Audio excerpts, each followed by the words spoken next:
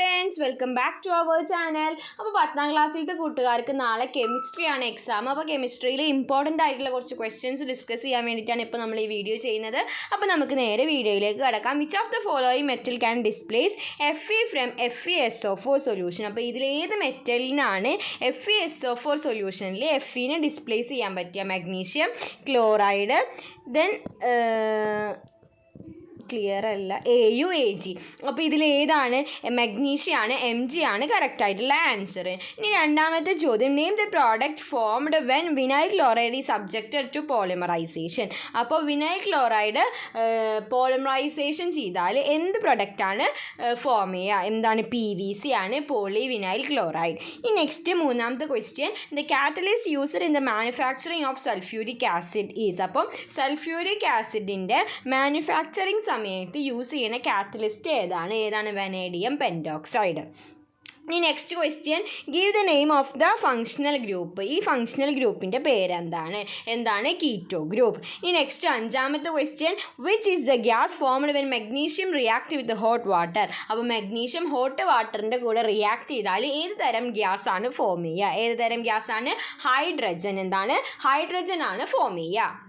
Then 2 activities are given below. 2 activities തന്നിട്ടുണ്ട്. അപ്പോൾ അടുത്ത ചോദ്യമാണ് activity 1 and activity 2. Activity 1, a copper rod is dipped in FeSO4 സൊല്യൂഷനും അതുപോലെ തന്നെ activity 2, a zinc rod is dipped in FeSO4 സൊല്യൂഷനും. അങ്ങനെയാണെങ്കിൽ in which of these displacements takes place?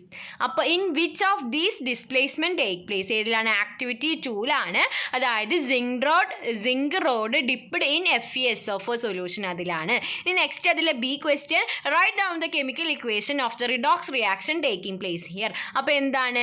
zinc plus Fe2 plus SO4 2 minus gives Zn2 plus SO4 2 minus plus Fe0.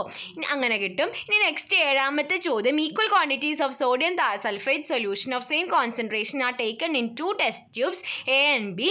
The test tube A is heated. In both the test tube equal quantities of hydrochloric acid is added. In which test tube rate of reaction is faster? ഏതിലാണ്? Heat ചെയ്തതിലായിരിക്കും rate of reaction fast ആയിട്ട് ഉണ്ടാവുക. Identify the yellow precipitate formed during the reaction. അപ്പോൾ ഈ reaction സമയത്ത് ഒരു yellow precipitate form ആവും. അപ്പോൾ അതെന്താണെന്നാണ് ചോദിച്ചിട്ടുള്ളത്. അത് സൾഫർ ആണ്, സൾഫർ.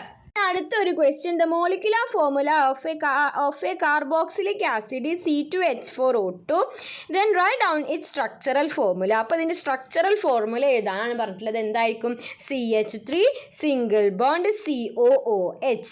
ഇനി next B question, write down the IUPAC name of this compound. അപ്പോൾ ഇതിൻ്റെ IUPAC നെയിം എഴുതാൻ. അപ്പോൾ എന്തായിരിക്കും? Ethanoic acid. ഇനി next question, complete the table suitably. അപ്പോൾ metal ore method of concentration തന്നിട്ടുണ്ട്. സിങ്കിൻ്റെ ഓർ സിങ്ക് ബ്ലെൻഡ് ആണ്. ദെൻ അതിൻ്റെ മെത്തേഡ് ഓഫ് കോൺസെൻട്രേഷൻ എന്തായിരിക്കും? ഫ്ലോട്ടേഷൻ. ഇനി അടുത്തത് ടിന്നാണ്. ടിന്നിൻ്റെ ടിൻ സ്റ്റോൺ ആണ് അതിൻ്റെ ഓറ്. അങ്ങനെ വരുമ്പോൾ അതിൻ്റെ മെത്തേഡ് ഓഫ് കോൺസെൻട്രേഷൻ എന്തായിരിക്കും? Magnetic separation. Magnetic separation.